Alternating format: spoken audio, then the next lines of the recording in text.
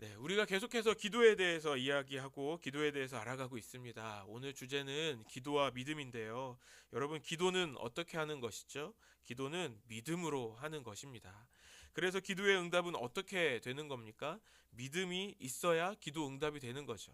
기도의 응답은 어떻게 해요? 믿음대로 된다는 거예요. 아이들 이것을 기억하면 됩니다. 아이들 어차피 좀 이따가 졸 것 같아서. 기도는 어떻게? 믿음으로 하는 거예요. 이것만 기억하면 돼요. 네. 이제 자도 돼요, 이제. 히브리서 11장 1절 말씀 우리 같이 보시겠습니다. 시작. 믿음은 바라는 것들의 확신이요 보이지 않는 것들의 증거입니다. 히브리서 11장은 우리가 너무 잘 아는 말씀이죠. 믿음장이라고 표현합니다. 1절에서 그 믿음이 무엇인지를 소개하고 있는데요. 믿음은 바라는 것들의 확신이고 또 보이지 않는 것들의 증거다라고 말씀합니다. 그러니까 이 믿음은 우리가 생각하는 과학적인 것이 아니라는 겁니다. 과학은 어떤 가설을 세우고 그 가설을 증명하기 위해서 여러 가지로 실험도 하면서 증명을 해내는 거죠. 그래서 그 결과를 가지고 그 세웠던 가설이 정말 진짠지 아니면 잘못 세워진 건지를 설명하고 파악하는 게 그게 과학이잖아요. 그런데 믿음이란 것은 무엇입니까? 보이지 않는 것이라는 거예요. 단지 내가 바라는 것들이라고만 말씀하고 있습니다. 그래서 세상 사람들은 우리가 믿음을 가지고 있다라고 말하면 우리를 이상하게 쳐다보는 것 같아요. 마치 내가 믿음이 있어라고 말하면 제가 한동안 이 묵상을 오랫동안 했는데 내가 믿음이 있어라고 말하는 게 마치 다른 사람에게 나는 로또를 갖고 있어라고 말하는 것 같은 거예요. 어제 동문회 모임 때 말씀을 전하시는 목사님께서 로또 이야기를 하셔서 이게 좀 헷갈릴까봐 좀 조심스러운데요. 그 목사님은 이렇게 얘기하시는 거예요. 자신의 인생에 어떤 교회를 만났는데 자신의 인생이 정말 로또였다는 거 말씀을 하시는 거죠. 그래서 저 말씀이 도대체 무슨 뜻인가? 무슨 뜻인 것 같으세요? 하나도 안 맞는다는 거예요. 한 번도 맞지 않는 그런 거죠.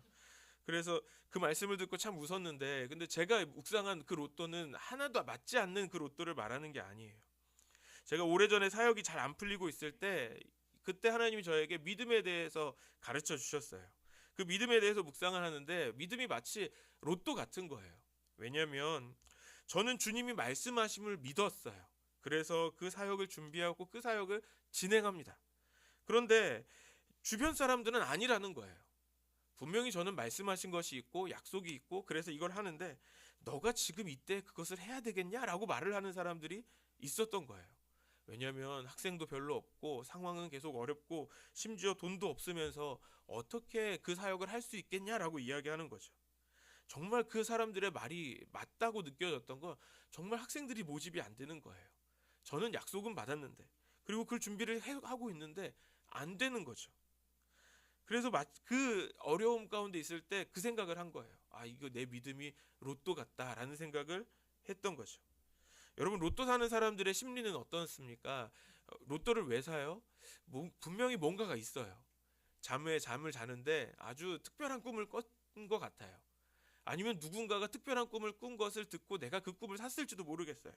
아니면 갑자기 이상하게 마음이 들어서 내가 이번에 로또를 사면 왠지 당첨될 것 같은 그런 나만의 자기 믿음에 빠져 있는 거죠. 그러면 그렇게 로또를 사는 사람들을 보면 우리는 뭐라고 말합니까? 그냥 고개를 흔들죠. 되겠어? 라고 이야기하지 않습니까? 여러분 주변에 로또 사는 사람들 있지 않으세요? 그럼 여러분 뭐라고 말씀하세요? 그걸 왜 사? 라고 말하지 않으십니까? 저희가 가지고 있는 믿음이 그렇게 로또처럼 보이는 거예요. 남들 눈에는 세상의 눈에는 안 보이는 거죠. 확인도 안 되는 거예요. 그런데 우리는 뭐라고 말해야 합니까? 있다고 말해야 하는 거죠. 그리고 이것이 분명히 이루어질 것이라고 고백하는 거예요. 왜냐하면 믿음은 바라는 것들의 확신이고 또 보이지 않는 것들의 증거이기 때문에 그렇습니다. 우리 옆에 있는 분들에게 이렇게 인사해 볼까요? 우리에게 로또보다 더 좋은 믿음이 있습니다. 아멘. 오늘 본문의 말씀은 예수님께서 갈릴리 가나에서 말씀으로 왕의 신하의 아들을 고쳐주시는 내용입니다. 왕의 신하의 아들이 가버나움에 있어요. 그리고 그곳에서 점점 병들어 죽어가고 있어요. 그의 아버지는 아들이 죽어가는 것을 그냥 지켜보지는 않았을 것 같습니다. 아들이 시름시름 앓고 있는 모습을 보는 것이 또 얼마나 힘들었을까요? 여러분 그렇잖아요. 저도 자녀들을 키우고 있지만 부모로서 아이들이 아픈 것을 보면 너무 마음이 힘들어요. 차라리 내가 아픈 게 더 낫지라는 생각도 하게 되죠. 이 왕의 신하도 마찬가지였을 거예요. 말씀에 정확하게 이야기하고 있지 않지만 아마도 아버지의 아들을 살릴 수 있는 여러 가지 방법을 찾았을 것 같아요. 그의 신분이 왕의 신하라고 소개하고 있잖아요. 여기에서 왕의 신하라고 쓰인 원어의 표현은 아주 왕의 고위 관리를 표현하는 단어예요. 그렇다면 이 아버지는 어떤 사람일까요? 재물도 많았을 거예요. 그리고 권세도 있었겠죠. 그런데 그 아들이 점점 죽어가고 있어요. 가만히 있었을까요? 아마 그 아들의 병을 고치기 위해서 자신의 재물을 많이 썼을 거예요. 자신이 가지고 있는 모든 권력을 사용해서 아주 유능한 의사를 찾았을지도 모르겠습니다. 그럼에도 아들은 점점 죽어가고 있습니다. 아무것도 할 수 없을 때, 자신이 열심히 최선을 다했지만 도무지 방법이 없을 때, 그때 아버지의 마음이 어땠을까요? 바로 그때 왕의 신하는 예수님에 대한 소문을 듣게 되죠.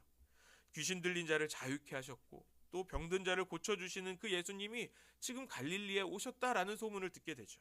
그리고 오늘 본문 47절에 소문을 듣고 곧바로 예수님께 간다는 거예요. 그리고 예수님께 고쳐달라고 말합니다. 아마 이 말씀에 이 쉼표, 제가 이것도 준비했었네요. 이 쉼표 사이에는 아마 꽤 오랜 시간이 있지 않았을까라는 생각이 들었어요. 왜냐하면 지금 이 아들은 가버나움에 있어요. 그리고 예수님은 어디에 계시냐면 갈릴리 가나에 있습니다. 가버나움과 가나는 바로 옆 동네가 아니에요. 이렇게 여러분 보시는 그 사진 지도에 있는 것처럼 멀리 있습니다. 약 34km 정도 떨어져 있어요. 이 거리가 어느 정도냐면 가는 길이 아주 평탄한 평지일 것을 예상하고 또 날씨가 걷기에 아주 화창하고 좋은 날씨일 때 사람이 평균 속도로 한 8시간 반을 걸어가는 정도라고 합니다. 그런데 이 길이 그렇게 평탄한 길이 아니잖아요. 그리고 날씨도 걷기에 굉장히 힘든 날씨일 거예요. 그러면 가버나움에서 이 가나까지 오는 데는 굉장히 오랜 시간이 걸렸을 거예요. 그러면 지금까지의 상황을 다시 종합해 보면 이 예수님을 찾아온 이 아버지의 마음은 어땠을까요? 얼마나 간절한 마음이었을지 우리가 생각해 볼 수 있지 않을까요? 전에는 몰랐는데 이제는 저에게도 이게 너무 간절하게 보이는 거예요. 자식 키우다 보니까 이제 너무 와닿는 거죠. 우리가 기도할 때 이렇게 간절하게 기도할 때가 있어요. 주님 외에는 그 누구도 이 문제를 해결하실 수 없다라는 것을 알게 될 때가 있죠. 그래서 우리에게 남은 방법이 이제는 기도밖에 없을 때가 있어요. 그때 여러분 우리가 얼마나 간절하게 기도했습니까? 목소리가 커지는 건 너무 당연한 거죠. 눈물은 자연스럽게 나오죠. 때로는 이게 그것으로도 해결될 것 같지 않아서 너무 간절해서 금식이 저절로 되기도 할 것 같아요. 이렇게 34km의 긴 거리를 걸어서 예수님 앞에 왔습니다. 그리고 오늘 본문에 이제 예수님께 와서 고백하는 거예요. 예수님, 제 아들을 낫게 해주십시오가 아니라 예수님, 저랑 같이 가시죠 라고 말하는 거죠. 왜요? 예수님께서 오셔서 기도해 주시면, 예수님께서 와주시면 나을 거라고 생각한 거죠. 어떻게 예수님께 구했을까요? 예수님을 보자마자 예수님 이랬을까요? 아예 그분의 발을 잡았진 않았을까요? 무릎을 다리를 완전히 껴안고 예수님 제발 같이 가주세요 라고 간절하게 이야기했을 것 같아요. 우리가 하나님께 기도할 때 이 오늘 본문에 나온 이 왕의 신하의 마음이 우리와 같을 때가 있죠. 우리도 정말 간절히 기도하는 기도 제목들이 있습니다. 그래서 우리가 새벽마다 기도하고 우리가 개인적으로도 기도하고 예배 시간마다 늘 기도하는 기도가 있잖아요. 이젠 무엇이 남았죠? 주님께서 함께 가시면 됩니다. 주님이 응답하시기만 하면 되는 거예요. 그런데 오늘 본문에서 주님은 다른 말씀을 하세요. 우리 48절 말씀 같이 읽겠습니다. 시작. 예수께서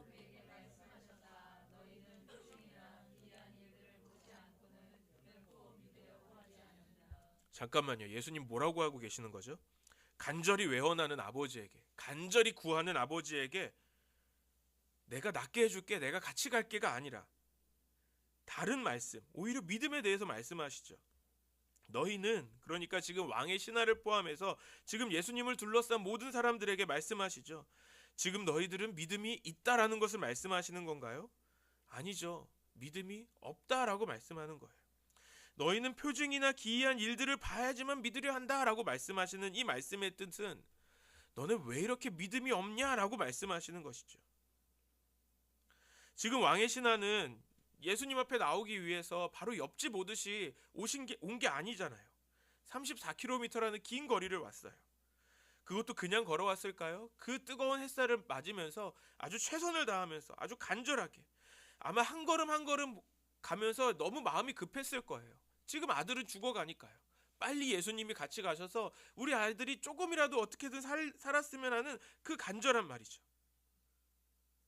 혹시 그 걸어오는 그 시간이 기도의 시간은 아니었을까요? 그런데 우리 주님께서 곧바로 응답을 주시지 않으시고 다른 말씀을 하고 계시는 거예요. 여러분, 우리도 그렇지 않습니까? 우리가 간절히 바라고 구하는 것이 있잖아요. 그래서 그것을 위해서 우리가 금식도 하고 또 간절히 기도했어요. 이제 응답해야 될 때가 된 거죠. 분명히 우리가 간절히 기도했으니 하나님이 응답하실 거라는 믿음이 있어요. 전에도 말씀드렸지만 어떤 친구가 저에게 이런 고백을 했어요. 정말 원하는 것이 하나 있었다는 거죠. 그래서 정말 그것이 되기를 간절히 기도했답니다. 그 친구가. 그래서 제가 고개를 갸우뚱했습니다. 네가? 라고 생각을 했지만 그 친구가 정말 간절히 기도했대요. 그래서 하나님 이 기도 들어주시면 하나님이 말씀하시는 거 다 할게요. 하나님이 원하시는 거 하나도 빠짐없이 다 하겠다고 그렇게 다짐을 하면서 기도했다는 거예요. 그런데 어떻게 됐죠? 응답이 없던 거예요. 그래서 그 아이가 굉장히 실망했다. 정말 하나님이 살아계신지 모르겠다라고 말하는 말을 들었어요. 왜 오늘 본문에서 예수님은 곧바로 응답하시지 않으셨을까요? 이 말씀을 보면 예수님의 말씀이 어떻게 여러분 들리시나요? 예수님께서 굉장히 인자하고 사랑스러운 표정으로 너희는 아직 표정이나 기이한 일을 보지 못해서 믿지 않는구나 라고 이렇게 말씀을 하셨을까요? 저는 이 말씀을 볼 때 예수님 굉장히 불쾌하게 말씀하셨을 것 같아요. 예수님이 굉장히 한탄하시면서 말씀하시는 것 같은 거죠. 너희 아직도 표징을 구하냐? 라고 말씀하시는 것 같아요. 봐야지만 믿을 수 있는 거냐? 라고 질문하시는 것 같아요. 그렇다면 오늘 예수님께서 이 믿음 없음을 말씀하시는 것은 우리의 믿음 없음을, 이 왕의 신하의 믿음 없음을 꾸짖기 위해서 이 말씀을 하신 것일까요? 우리가 계속해서 기도에 대해서 배우면서 강조하는 것이 있죠. 기도는 무엇인가요? 기도는 하나님의 일이죠. 기도는 하나님께서 먼저 시작하신 일이기 때문에 반드시 어떻게 된다고요? 응답이 되죠. 우리가 원하는 대로 응답이 되지 않아서 응답이 안 되는 것이 아니라 하나님의 선하신 뜻대로 그 응답이 진행 중이다라는 것을 우리가 항상 계속 이야기하고 있습니다. 그러면 오늘 말씀에서 예수님은 왜 이렇게 긴급한 순간에 믿음 없음에 대해서 말씀하시는 것일까요? 그것은 오늘 이 상황을 통해서 오늘 우리에게 주시는 말씀이 있기 때문에 그런 것이죠. 여러분께 한 가지 질문을 드리고 싶습니다. 정말 중요한 질문인데요. 여러분, 믿음이란 무엇일까요? 너무 쉬운 질문이긴 한데 또 막상 대답을 하려면 잘 대답이 안 되죠. 정리가 잘 안 되기도 하죠. 어느 분이 저에게 이런 말씀을 해주셨어요. 내가 누군가에게 그것을 설명을 잘 해줄 수 없다면 그건 정말 네가 아는 건지 다시 한번 점검해 봐야 돼 라고 이야기하시는 거예요. 우리가 열심히 신앙생활 한다는 것을 모두가 알아요. 우리 주변에 우리 가족과 우리 직장 동료들, 친구들 많이 알고 있죠. 그런데 우리한테 물어보는 거예요. 선생님, 과장님, 부장님, 팀장님, 또는 친구 누구에게 믿음이 뭐야? 라고 물어본다면 여러분 어떻게 대답하시겠습니까? 저도 처음에 이 질문을 받았을 때 좀 어려웠습니다. 어떻게 답을 하는 것이 올바른 답일까를 굉장히 고민을 많이 했어요. 분명 나는 믿음을 가지고 있다라고 생각하고 있는데 막상 그것을 설명이 되지 않는 거예요. 분명히 나는 은혜로 믿음을 가졌고 은혜로 그 구원을 받았는데 이것을 설명하려니까 이걸 어떻게 이야기해야 되지 하고 어려운 거예요. 우리가 신앙생활을 하면서 이렇게 어려운 개념들을 만날 때가 있어요. 그때는 주님께서 우리를 가르쳐 주시기 위해서 우리에게 그런 질문을 주신다고 믿습니다. 이럴 때는요, 우리가 당황하지 말고 찾아보면 됩니다. 하나씩 찾아보면 됩니다. 먼저 국어사전부터 볼까요? 우리가 말하는 믿음, 명사죠. 믿다, 믿는다의 명사입니다. 그러면 이 믿는다는 단어는 무슨 뜻이냐면 믿다의 활용형이라고 합니다. 잘 보이시나요? 이 활용형, 그러니까 믿다가 원어예요. 이 믿다라는 뜻은 세 가지인데요. 첫 번째는 어떤 사실이나 말을 꼭 그렇게 될 것이라고 생각하거나 그렇다고 여기다. 두 번째는 어떤 사람이나 대상에 의지하며 그것이 기대를 저버리지 않을 것이라고 여기다. 세 번째는 절대자나 종교적 이념 따위를 받들고 따르다. 그러니까 우리가 처음에 봤던 히브리서 11장 1절의 말씀과 굉장히 비슷하지 않습니까? 어떤 사실이나 말이 지금은 그렇게 돼 있지 않았지만 그렇게 될 거라고 생각하는 것이 믿는다라는 거예요. 히브리서에서 말씀하는 믿음도 바라는 것들의 확신이잖아요. 보이지 않는 것들의 증거잖아요. 믿음은 실체가 먼저 있는 것이 아니라는 거예요. 그러니까 눈에 보이는 것보다 먼저 믿음이 있어야 한다라는 거죠. 그게 믿는다라는 거예요. 그런데 우리가 살아가고 있는 이 세상은 어떻습니까? 우리가 살아가는 이 세상 속에서 믿음은 언제 생기는 거죠? 우리가 생각하는 그 생각이 먼저 있어서 믿음이 생깁니까? 눈에 보이는 무언가가 있어야 믿는다라고 말하는 거죠. 우리 한번 좌우 앞뒤에 계시는 우리 성도님들을 좀 한번 바라보시겠습니까? 여러분 한 번씩 한번 사랑스러운 눈으로 한번 보시겠어요? 어떠세요? 여러분 서로를 보니까 너무 행복하죠? 네, 감사합니다. 믿을만 하죠. 여러분 우리 안성 열린교회 성도님들은 서로를 보면서 얼마나 믿음이 가지고 있는지 모르겠습니다만 우리는 정말 믿을 만한 사람인 줄 믿습니다. 그런데요, 여러분 우리 주변에 있는 사람들 정말 다 믿을 만한 사람들이 있던가요? 요즘같이 어려운 시대에 정말 믿을 만한 사람 없지 않습니까? 분명히 우리 성도들처럼 우리가 오랫동안 신앙생활을 함께 오면서 믿을 만한 사람들이 있어요. 그래서 정말 누군가에게 정말 소개시켜주고 싶은, 이 사람은 정말 믿을 만한 사람이야 라고 소개시켜줄 만한 사람도 있어요. 그렇잖아요. 그러면 어떻게 우리는 서로에게 믿을 만한 사람이 되었을까요? 물론 우리 안에 하나님이 주신 믿음으로 우리가 서로를 볼 때 믿음이 생겼겠지만 우리가 함께 지내온 시간들이 있어서 그렇지 않습니까? 우리가 그 힘든 시간 함께 신앙생활하면서 우리 안성 열린교회를 세워가면서 있었던 그 많은 시간들이 우리 서로 간의 신뢰를 쌓아온 것 아닌가요? 혹시 이분을 아실까요? 우리 사랑할까요? 라는 책을 쓰신 박수웅 장로님이세요. 오늘이 교회의 박수웅 장로님이신데요. 저에게 하나님 은혜를 주셔서 이분과 개인적으로 교제할 수 있는 시간이 있었습니다. 제가 이분을 강사로 모셔가지고 잠깐 모시고 오면서 아주 유익한 교제 시간이 됐었어요. 그때는 제가 막 결혼한 신혼 때여서 막 여러 가지를 질문할 게 많았거든요. 제가 아마 알기로는 우리나라에서 이제 크리스찬 데이트와 성에 대한 그런 이성 규제에 대한 책을 제일 먼저 내신 분이 아닌가라고 감히 생각해 볼 수 있는 그런 분이에요. 그래서 이 책이 나왔을 때 그 청년들, 청소년들 너나 할 것 없이 열심히 이 책을 읽었던 것 같아요. 그래서 제가 그 장로님과 오면서 교제하면서 여러 가지 이야기했어요. 제가 또 막 그때가 신혼이어서 결혼한 지 얼마 되지 않을 때여서 얼마나 질문하고 싶은 게 많았겠어요. 그래서 여러 가지 이야기를 했는데 그때 장로님께서 이런 말씀을 해주셨어요. 결혼 관계라는 것은 신뢰가 더욱 깊어지는 거예요 라고 말씀해 주셨어요. 왜냐하면 오랜 시간 함께 살아가면서 여러 문제를 함께 겪고 이겨내고 그렇게 함께 살아가면서 서로 간의 신뢰가 더욱더 깊어지는 거라고 이야기하는 것이죠. 그리고 그 깊은 신뢰는 더 깊은 사랑의 다른 이름이에요 라고 대답해 주셨어요. 그 말씀을 듣고 개인적으로 너무 큰 은혜가 되었습니다. 여러분 우리의 믿음은 어떻습니까? 어떻게 보면 우리의 믿음은 어떤 근거가 있는 것 같아요. 우리가 함께 해온 시간들이 근거가 되어서 우리가 서로를 볼 때 서로를 보면서 믿음을 갖게 되는 거죠. 우리가 세상에서 만나는 사람, 믿을 만한 사람들도 다 그렇지 않습니까? 우리가 오랫동안 알아왔고 오랫동안 경험해왔기 때문에 어떤 내가 그를 믿을 만한 근거가 있기 때문에 그 사람을 믿는 거죠. 그런데 우리가 사는 세상 정말 믿을 만한 사람 없잖아요. 그러면 어떻게 해야 될까요? 사람들을 믿지 않고 살아가나요? 그럼 어떻게 계약을 할 수 있죠? 그래서 우리가 어떻게 하죠? 믿을 만한 근거를 만들기 위해서 계약서를 쓰죠. 그리고 또 계약금을 걸죠. 그래서 세상은 믿을 수 있는 근거를 달라고 우리에게 이야기하는 거예요. 우리가 전도할 때도 마찬가지 아닌가요?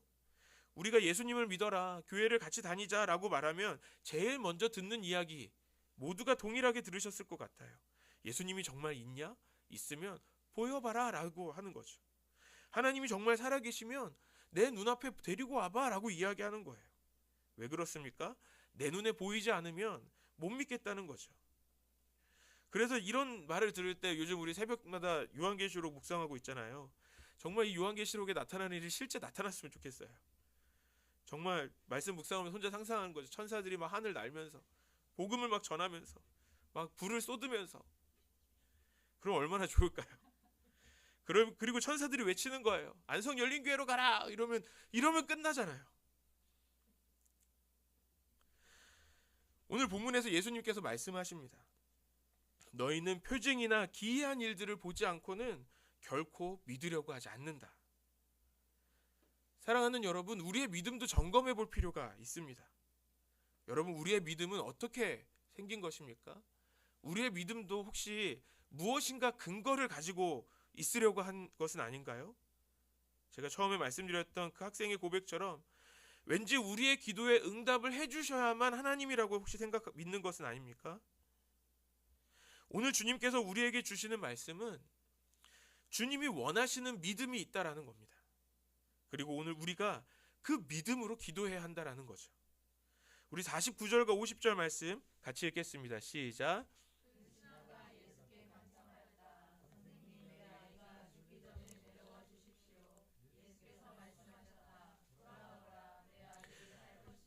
그는 예수께서 자기 하신 말씀을 믿고 떠나갔다. 예수님께서는 꾸짖으셨지만 아버지는 포기하지 않습니다. 예수님께 다시 한번 아이에게 같이 가주시기를 또 간절하게 구하고 있어요. 그때 예수님은 말씀하십니다. 돌아가거라. 내 아들이 살 것이다. 여기에서 우리가 이 신하의 모습을 주목해야 합니다. 이 신하는 예수님께 같이 가달라고만 구했어요. 그런데 예수님께서 다 나을 것이다 라고 살 것이다 라는 말씀을 듣고 어떻게 합니까? 예수님의 말씀을 믿고, 자기에게 하신 말씀을 믿고 떠납니다. 오늘 우리가 가져야 할 바로 그 믿음이 이것이죠. 주님께서 원하시는 믿음이 바로 이런 믿음이라는 거예요. 어떤 믿음입니까? 우리의 눈에 보이는 것을 믿는 그런 믿음이 아니라 예수님께서 하신 말씀을 믿는 그 믿음인 것입니다. 이 말씀은 무슨 뜻이죠? 이 말씀은, 예수님의 말씀은 무엇입니까? 하나님의 뜻이고 하나님의 계획을 믿는 거예요. 그래서 기도는 어떻게 하는 것이라고요? 기도는 믿음으로 하는 것입니다. 내가 기도한 대로 응답이 되지 않았다고 실망하는 것이 아니라 하나님께서 약속하신 그 약속을 믿고 기도해야 한다는 겁니다. 무엇을 믿는 믿음입니까? 우리가 계속 읽고 계속해서 이야기하는 이 말씀이 있어요. 예레미야 33장 3절 말씀입니다. 같이 읽겠습니다. 시작. 내가 나를 부르면 내가 너에게 응답하겠고 내가 모르는 크고 놀라운 비밀을 너에게 알려주겠다. 우리 주님이 무엇을 약속하셨습니까? 응답을 약속해 주셨어요. 이 응답을 약속하신 하나님을 믿음으로 기도하면 그 기도에 하나님은 응답을 주신다는 겁니다. 그래서 우리는 어떻게 기도해야 합니까? 내게 응답이 이루어지는 상황들을 관찰하면서 기도하는 것이 아닌 거죠. 주님께서 약속하셨으니 지금 상황은 어렵고 어떤 응답의 조짐이 보이지 않을지라도 우리는 기도하는 거예요.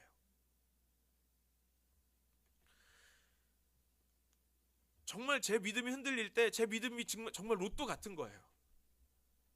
분명 주님께서 주신 마음으로 시작한 일인데 잘 안 되는 거예요. 옆에서는 계속해서 말하는 거죠. 그만둬라. 더 될 수가 없는 일이다 라고 말합니다.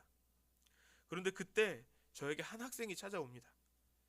그리고 저를 찾아와서 그 사역에 함께 하겠다라면서 자원하는 거예요. 그때 제 마음속에 마치 주님의 음성이 들리는 것 같았어요. 이래도 로또냐? 기도는 믿음으로 하는 것입니다. 이 믿음은 어떤 것인가요? 주님께서 주신 믿음입니다. 하나님의 약속을 믿는 겁니다. 하나님께서 말씀하신 그 말씀하신 것을 믿는 거예요. 주님의 말씀, 그분의 뜻하심과 그분의 계획하심을 믿고 기도하는 저와 여러분 되시기를 소망합니다. 그렇다면 믿음으로 기도하는 것은 또 어떻게 하는 것입니까? 그것은 믿음으로 또 순종하는 것입니다. 50절 말씀을 다시 한번 읽겠습니다. 시작. 예수께서 말씀하셨다. 돌아가거라. 내 아들이 살 것이다. 그는 예수께서 자기에게 하신 말씀을 믿고 떠나갔다. 왕의 신하가 예수님을 찾아온 원래 계획은 무엇이었습니까? 예수님을 모셔가는 거예요. 예수님께서 가버나움에 있는 아들에게 직접 가시도록 함께 가는 것이 그가 원했던 거예요. 그런데 예수님은 무엇을 말씀하십니까? 돌아가라. 내 아들이 살 것이다. 왕의 신하가 어떻게 하죠? 예수님께서 자기에게 하신 말씀을 믿고 떠나갑니다. 주님이 하신 말씀을 믿고 떠나갑니다. 가버나움 집은 34km를 걸어가야 하는 거예요. 이 신하의 상황은 어떤 상황입니까? 굉장히 긴급한 상황이죠. 예수님과 또 걸어가는 중에 아들의 병이 더 악화될지도 몰라요. 빨리 예수님을 모시고 가고 싶은 그런 마음입니다. 그런데 예수님께서는 말씀하시죠. 내 아들이 살 것이다. 믿음은 눈에 보이는 근거를 따르는 것이 아니죠. 주의 말씀을 따르는 것이죠. 우리의 믿음의 근거는 주님의 말씀입니다. 이 말씀에 우리가 순종해야 하는 것입니다. 누가복음 5장 5절 말씀 같이 읽겠습니다. 시몬이 대답하였다. 선생님, 우리가 밤새도록 애를 썼으나 아무것도 잡지 못했습니다. 그러나 선생님의 말씀을 따라 그물을 내리겠습니다. 베드로는 평생 어부로 살았어요. 누구보다도 전문가죠. 그럼 베드로가 밤새 한 마리도 잡지 못했습니다. 그렇다는 건 더 이상 고기를 잡을 수가 없다라는 얘기 아닙니까? 그런데 그때 예수님께서 오셔서 베드로에게 말씀하시는 거예요. 더 깊은 곳으로 가서 그물을 내려보라 라고 말씀하십니다. 현실적으로 이 상황을 다시 보면 누구의 말이 더 정확한 말입니까? 베드로는 그 갈릴리 호수에서 오랫동안 어부였습니다.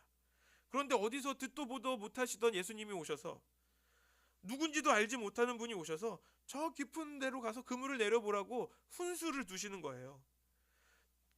이때 베드로는 어떻게 합니까? 선생님의 말씀을 따라 내가 그물을 내리겠습니다 라고 고백합니다. 믿음으로 순종할 때 역사를 경험합니다. 믿음의 기도로 순종할 때 우리가 응답을 경험하게 되는 것이죠. 저도 이런 경험들을 여러 번 했었는데요. 중국에서 전도여행할 때 이런 일들이 있었습니다. 원래 저희의 목적지는 티벳인데 티벳으로 가기가 되게 힘들었어요. 왜냐하면 지금은 그 북경에서 티벳으로 가는 아주 좋은 그 열차가 생겼다고 하더라고요. 영상을 보니까. 그 영상을 보면서 저게 왜 이제 20년이 지난 지금 생겼는지 안타까웠습니다. 그런데 그때 제가 티벳으로 가려면 어떻게 해야 되냐면 중국에서 티벳으로 가는 비행기가 있는 도시까지 가서 거기에서 비행기를 타고 올라가야 되는 거예요. 그런데 저희에게 재정이 부족했어요. 비행기를 탈 돈이 없는 거예요. 그래서 어떻게 했냐면 저희 팀이 기도했습니다. 그리고 저희 단체가 늘 가르치는 게 하나님의 음성 듣는 삶이기 때문에 주님께 물어봤습니다. 주님 어떻게 할까요? 라고 기도하는데 주님께서 저희에게 주셨던 말씀은 가라는 거예요. 어떻게 해요? 비행기 탈 돈은 없는데 그래도 가라라고 말씀하셔서 저희가 갈 수 있는 방법을 찾아보니까 육로로 가면 돼요. 지금은 기차 타고 한 번에 쭉 4박 5일 가면 아주 편하게 올라가거든요. 그런데 그때는 육로로 가려면 북경에서 기차를 타고 2박 3일 다른 곳으로 가서 거기에서 또 한 2박 3일 또 올라가서 거기에서 버스를 타고 또 2박 3일을 올라가야 돼요. 그렇게 가는 길을 가라는 거죠. 그런데 또 재정은 딱 그렇게 갈 수가 있어요. 그런데 이게 되게 어려운 일인 거예요. 왜냐하면 단기 선교 여행팀이 오면 그 선교지에 있는 선교사님과 연결해서 가요. 그리고 그 선교사님이 가는 여정에 차편을 알아봐 주시고 이렇게 한 단계 한 단계 갈 수 있도록 도와주셔서 이 선교사님, 새로운 선교사님을 만나면서 가는 건데 저희는 선교사님들이 한 분도 연결되지 않았어요. 어떻게 가야 될까요? 그런데 그때 처음 북경에서 만난 분이 이런 이야기를 해주시는 거예요. 중국에 가면 각 지역마다 대학교가 있대요. 그리고 그곳에 가면 적어도 한 명 이상의 한국 사람이 있으니 가면 도움을 받을 거라는 팁을 가지고 출발했습니다. 기차를 타고 가는데 마침 그 기차가 2박 3일을 지나서 새벽 1시에 새벽 한 3시 4시에 도착하는 그런 기차였어요. 여러분 여기에서 누구를 만날 수 있겠어요? 제가 저희 팀 짐을 마지막에 챙겨가지고 맨 뒤에 가는데 저 앞에 얼굴이 하얗신, 누가 봐도 멀리서 봐도 한국 사람 같은 두 분이 서 계신 거예요. 그 새벽 시간에. 그냥 맨 뒤에서 천천히 가면서 아 한국 사람 같다. 중국 사람도 우리랑 비슷비슷하니까 그렇겠지 이러면서 천천히 가고 있어요. 근데 저 맨 앞에 가고 있던 저희 팀 리더가 그 두 분과 이야기하는 거예요. 설마? 갑자기 심장이 막 뛰기 시작했습니다. 설마 진짜 한국 분들일까? 한국 분들이 맞는 거예요. 거기다가 저희와 같은 단체의 선교사님이신 거예요. 너무 당황스러웠어요. 어떻게 알고 나오셨냐고. 한국에서 전화가 왔대요. 기도하시는 몇몇 분들이 기도하시는데 너희 지역으로 팀이 가니까 새벽 몇 시에 가니까 가서 기다려라 라고 말했다는 거예요. 그래서 기도할 때 내일 새벽 팀이 도착하니까 가서 맞이하라고 했던 거예요. 그래서 나와 있대요. 여러분 이게 무슨 일입니까? 기도하고 연락을 준 사람들은 또 뭐죠? 그리고 그 연락을 받고 나와서 기다린 사람들은 뭐냐고요. 여러분 순종할 때 하나님의 역사를 경험하게 되는 것이죠. 여러분 베드로는 어떻게 했습니까? 주의 말씀하심을 따라서 그 말씀을 의지해서 그 깊은 곳으로 그물을 내렸어요. 그리고 그때 그물이 찢어질 만큼 물고기를 잡게 되는 그 놀라운 경험을 하게 되는 것이죠. 순종할 때 기적을 경험하게 되는 것입니다. 왕의 신하는 예수님의 말씀을 듣고 그 말씀을 믿고 돌아갑니다. 믿고 돌아갈 때 어떤 일이 벌어졌습니까? 예수님의 말씀하심을 믿은 그 순간에 그 아들이 치유되는 것을 경험합니다. 51절부터 53절 말씀 같이 읽겠습니다. 시작. 그가 내려가는 도중에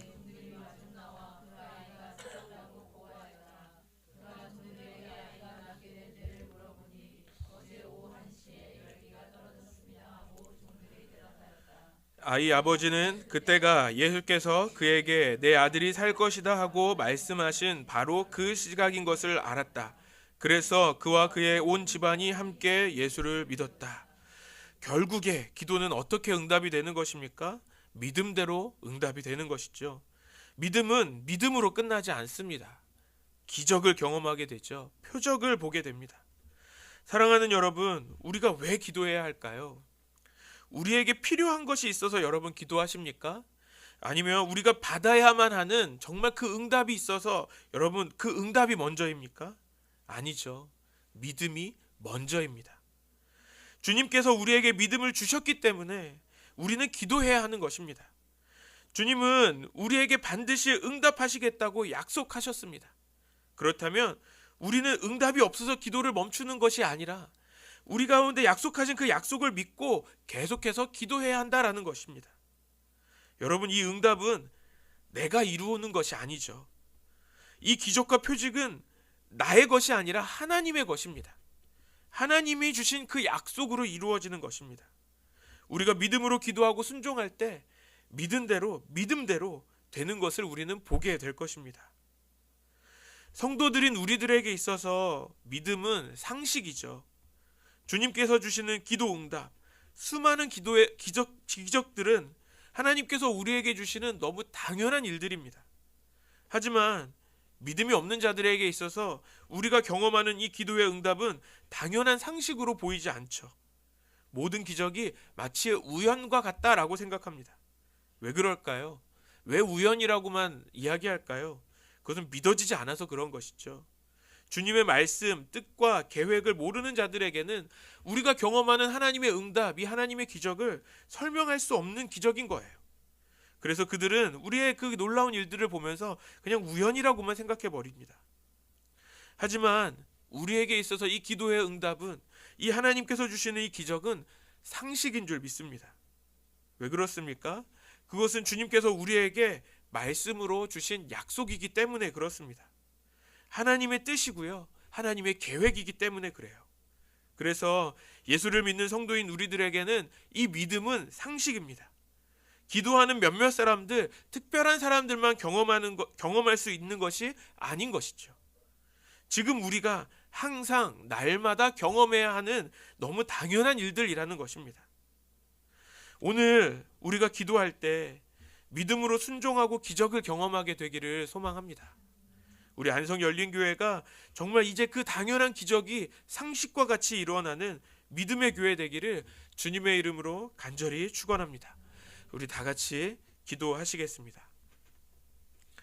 살아계신 하나님 감사합니다. 주께서 우리에게 믿음을 주셨습니다. 주님의 말씀으로, 약속으로, 주의 계획과 뜻으로 주셨습니다. 주께서 우리에게 믿음을 주셨음에도 우리가 믿음으로 살고 또 기도하고 있는지를 돌아봅니다. 이제는 우리가 주께서 주신 그 믿음으로 기도하겠습니다. 믿음으로 순종하며 믿음으로 그 기적들을 경험하게 하여 주옵소서. 이제 우리에게 일어날 기적은 우연이 아니라 상식입니다. 주님과 항상 동행하며 주님의 뜻을 이루는 믿음, 그 기적이 상식이 되는 그 삶을 살게 하여 주시옵소서. 감사드리며 예수님의 이름으로 기도드립니다. 아멘.